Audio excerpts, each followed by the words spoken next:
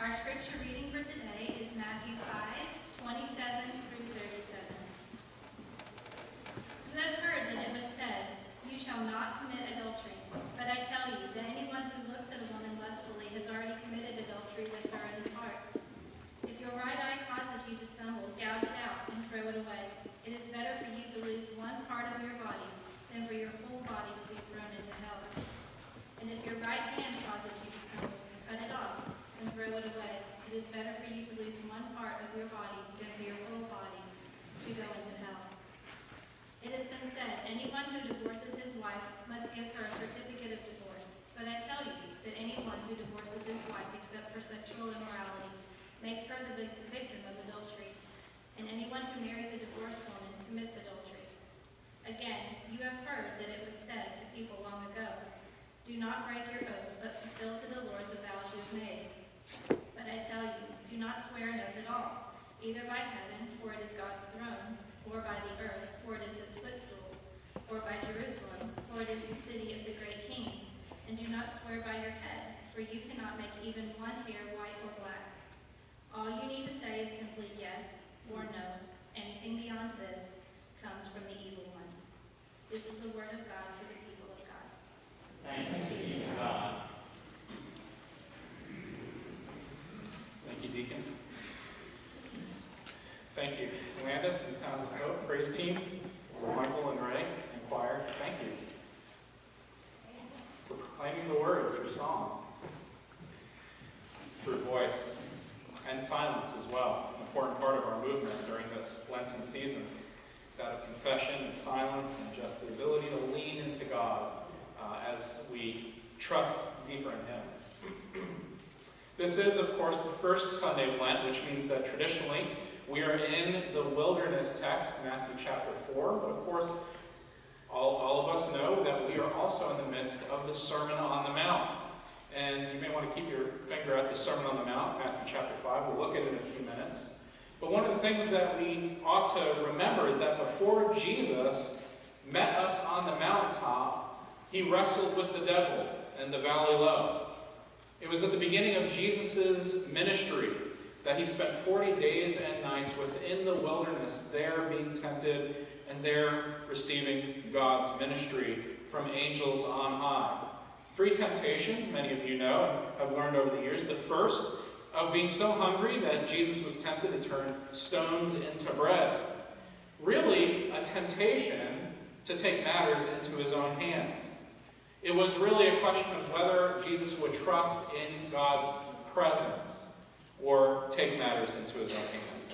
The second temptation was of being led to the temple height and throwing himself off, testing God. You might seem at first that it might have been an act of faith, that let's try and see if God is there, let's test God, and let's see how much faith we have in jumping off of the temple.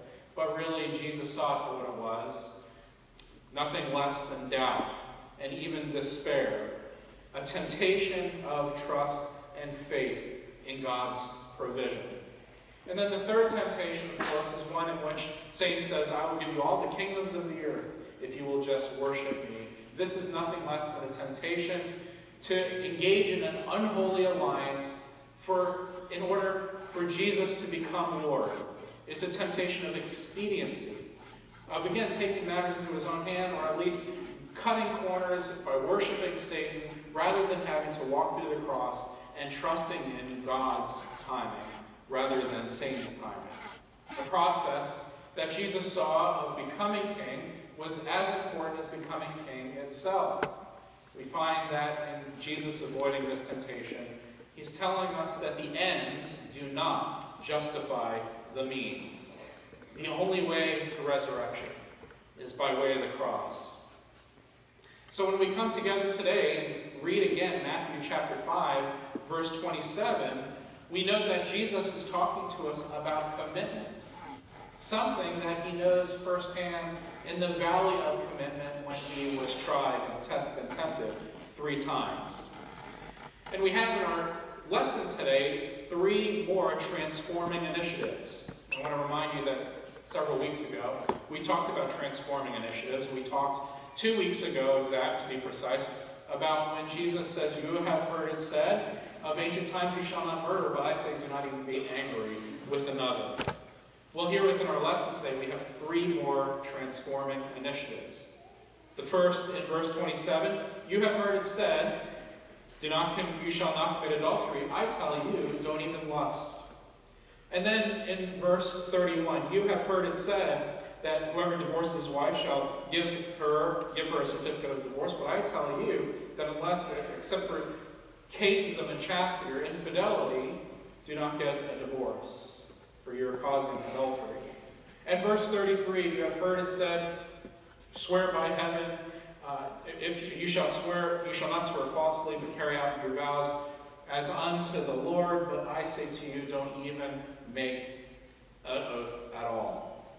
So we have the 3 transforming initiatives here, and each one goes by that little formula that I told you about several weeks ago. Each one, you have the law, the letter of the law, and then, as you've heard it said, and then Jesus talks about the condition of our heart, for instance, lust, and then gives the transforming initiative of how we go about writing that condition of our heart, of getting past the letter of the law to the spirit of the law, in which Jesus here is doing nothing less than transforming how we go about kingdom living and rewriting norms of how we see ourselves, how we see others, and how we see the world around us, and live into what it means to be a citizen of the kingdom of heaven. And these 3 I put together because all 3 of them are commitments of different types. The first and second commitments are commitments that relate to our relationship with our loved ones and our spouses. The first thing that Jesus does here with these 2 commitments regarding adultery and divorce is, you have to remember who Jesus is speaking to, in a time in which women were not treated much more than property. In many cases, just objects of desire, or people to whom the men marry in order to build families. And so we find here that in this teaching about both divorce and adultery, the first thing that Jesus is doing is elevating the dignity of women and reminding his audience that women are made in the image of God, and that they are people, not objects that are disposable, not objects to be desired, not objects for those who have lust to consume. His first step is to elevate women. And the interesting thing is that when you read about Jesus' sayings on divorce in the other Gospels place that story along with Jesus affirming children, where Jesus says, "Suffer not the little children, let them come unto me." And so we see that Jesus is uplifting the most vulnerable in that society. Notice that it is the man who is the one who applies for the divorce. It's the man to whom Jesus is speaking. Men who would have had the power to lust and go after other women. And so he is elevating and reclaiming the personhood of women as made in the image of God. It has to do not only with that, but also with our hungering lust. The ability to have desires and to lust after others. You'll notice in verse 29, when Jesus gives the transforming initiative, he says, if your eye causes you to sin, and he starts with the eye because that's where lust begins. It's in seeing what we may not have or want or desire, the longing and the hungering that haunts us, and so we see with our eyes. And what Jesus is talking about here is none other than questioning how we see others and how we see ourselves. It begins with the eye because Jesus is challenging our worldview. Do we see others as merely people who are disposable? Objects, property? And do we see ourselves as those who are conquerors, looking to show conquest for what we can obtain, or objectifying others so we can consume and fulfill that hunger, that lust that haunts us? So this is really a question of how we see ourselves and how we see others. And those first two commitments have to do with righting our worldview in order to bring it under the allegiance of Christ. The third commitment is on oaths, basically of making unholy alliances for political or personal gains. You have to remember the only reason to make oaths back then was for aligning themselves with the Roman state. The only time they would have taken an oath was in order to gain something or a contract, And so what we see here is that Jesus is warning his disciples about creating unholy alliances just for personal gain. Again, a way of conquering or consuming or getting one's way or having a hunger in which we stop almost at nothing in order to see things through to the end. When we look at these three commitments, we can't help but to see that each commitment, in a way, mirrors the three temptations in the wilderness. Okay, I want you to be creative. Think with me here. The first transforming initiative about lust is nothing less than our hunger.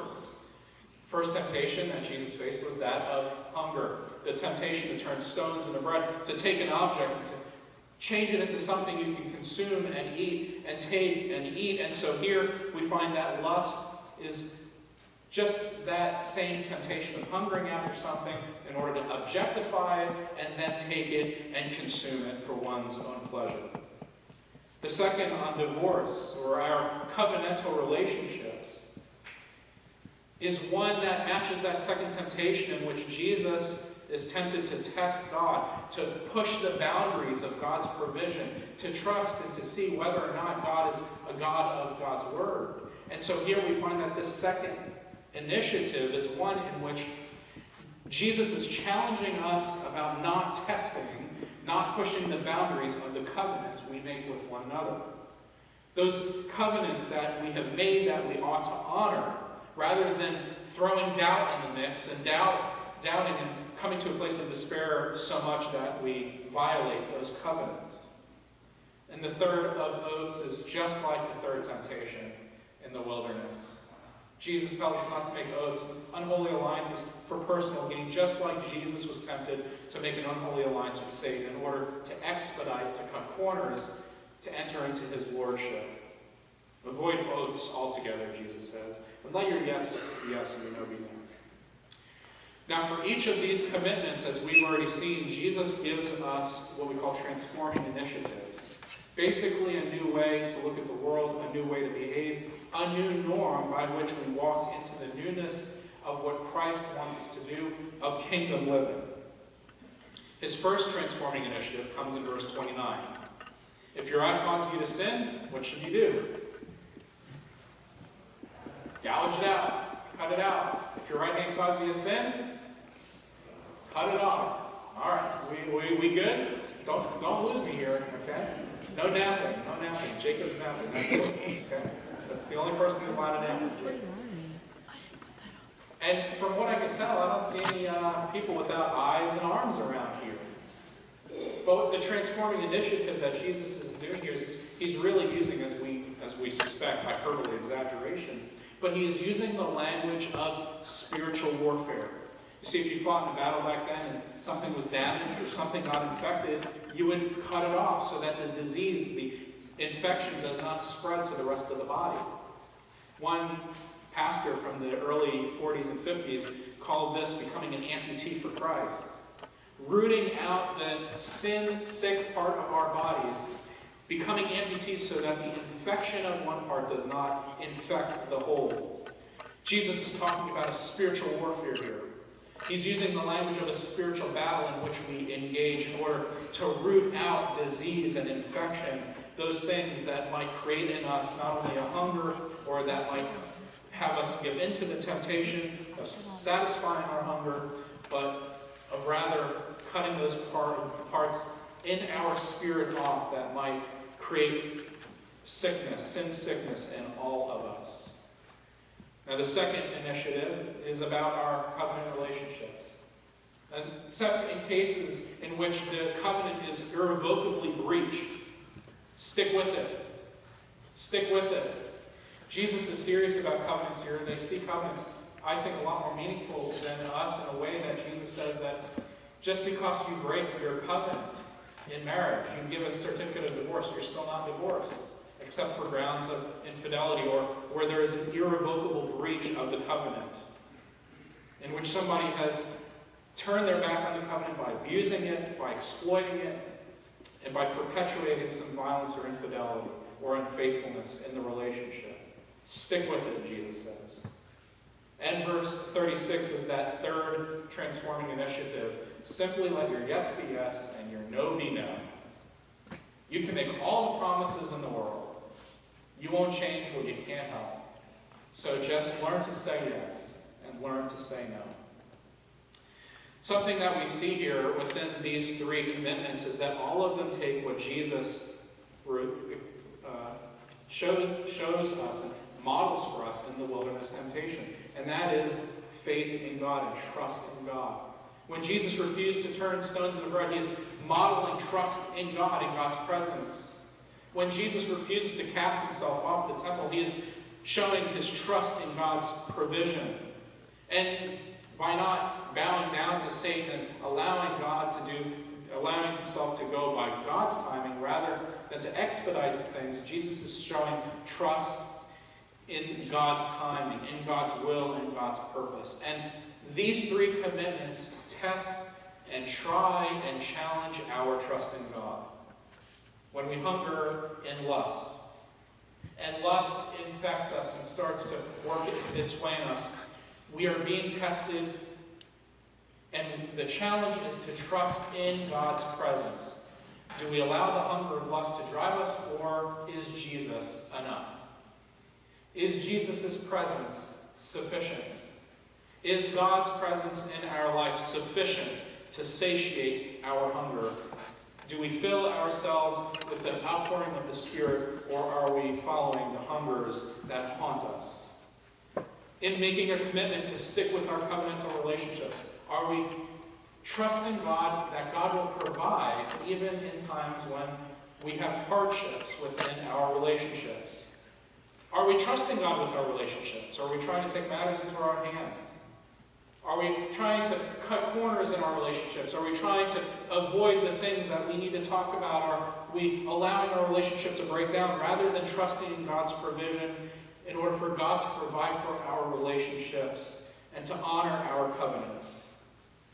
And the third commitment is that of time. Are we trusting God to allow God's timing to guide us, rather than to just give a fickle answer to the things that we want to engage in order to build those unholy alliances? Are we trusting that God will neither leave us nor forsake us? That we don't need to make empty promises? And that we can trust in God to fulfill God's will in God's own time? Now, the question of trust, the question of keeping our commitments, and the question of not giving into these trials and temptations really brings about something that we often avoid in our Christian life, and that is nothing short of suffering. Jesus was hungry after 40 days and 40 nights. He was suffering. Jesus knew that he had to go to the cross in order to endure the cross, to take on the very sins, not only of the world, but the sins of all people of all time. To suffer. Sometimes we need to suffer through the commitments we make. And I think it's the suffering that forces us or creates in us this need to just either drop our commitments or leave them behind or just give up on our commitments altogether.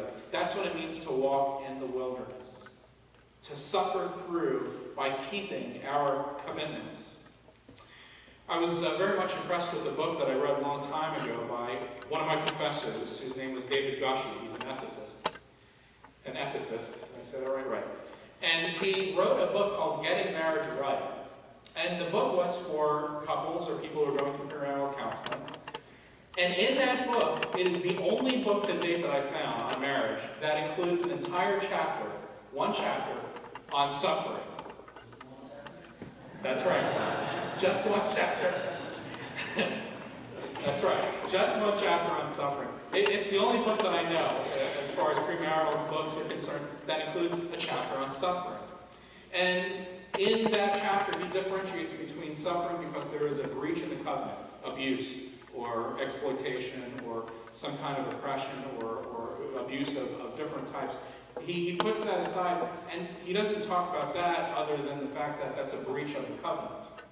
But rather, in those who try to uphold their covenant, who don't test their covenants, but honor their covenants and their relationships, are going to suffer. Dashed expectations, dashed desires, the breakdown of communication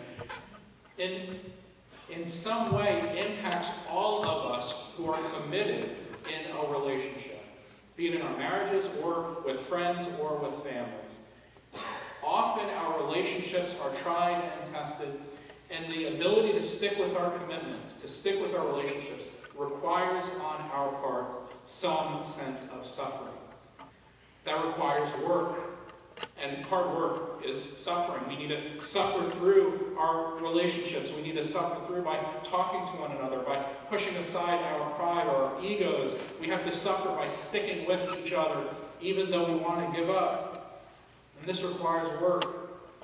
It requires gaining advocates and building a system of support, of having cheerleaders who will encourage us to grow together through thick and thin, even when it means suffering together, putting up with one another, of dealing with the hard things that we often ignore, be it in our marriages or relationships, in the promises that we make, in order to honor not only our covenants, but the very many ways that we commit and make promises to people, and in honoring God with all of who we are, rather than finding a cheap substitute to satiate that hunger and that yearning, that lust that often haunts us.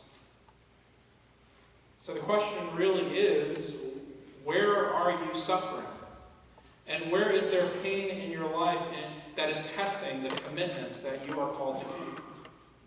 Where in your spiritual journey are you tempted to throw in the towel, or take matters into your own hands, or expedite things, or building some unholy alliance, assuming that somehow the ends justify the means, or giving up on the trust and the faithfulness and the courage to believe that God provides, that God's presence satisfies and is enough, and that God will sustain us even when our relationships are almost at that breaking point. One of the things I've learned this past season is that for the Christian, often when we go through a time of duress, or our commitments are tried, or the boundaries of our commitments become frail or fragile, and we're called to suffer, oftentimes it is because God is testing us in some way. You know, we're often quick to blame people on the hardships that come, or something that brings hardship our way, or suffering, but 9 out of 10 times, or more often than not, God is the one who brings us to a place of trials and testing.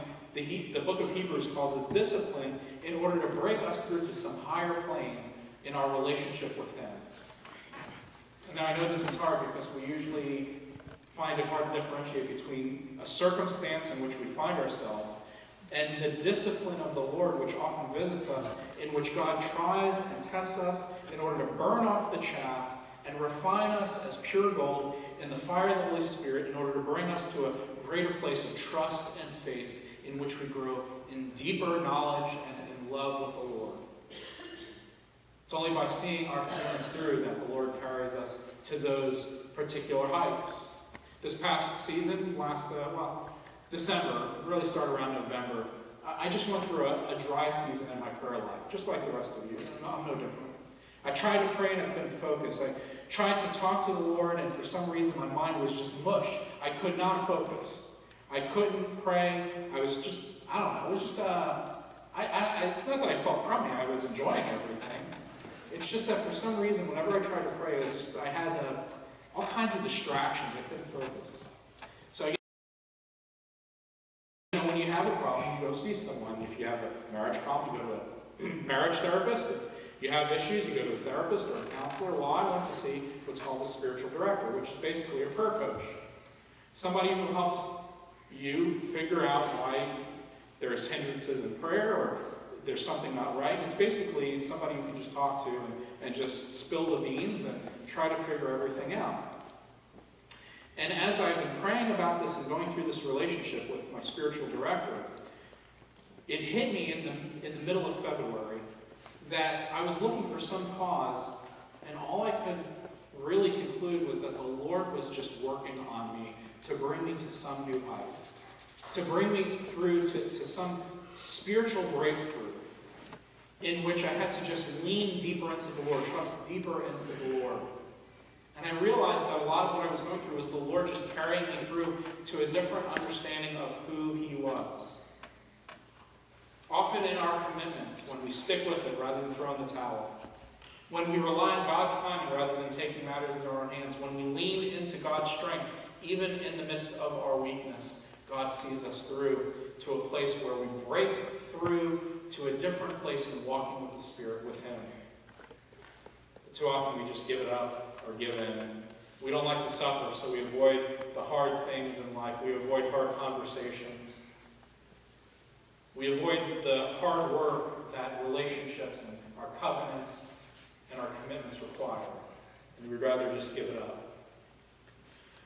So where are you advancing in the next season of your spiritual life? Where is the Lord leading you to the next step in growing closer to Him? And where are the painful parts that Jesus is trying to burn off in your life? What allegiances or loyalties or idols exist in your life where the Lord is trying to divorce you from those idols, take you away from those idols, draw you away from those idols, so that you know that Jesus is enough, and that His presence is there, and that His provision will see you through no matter what circumstances you find yourself in.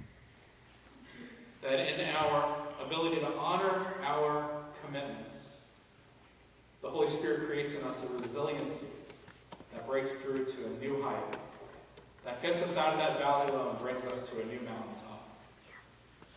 In God's presence and with God's peace. Amen.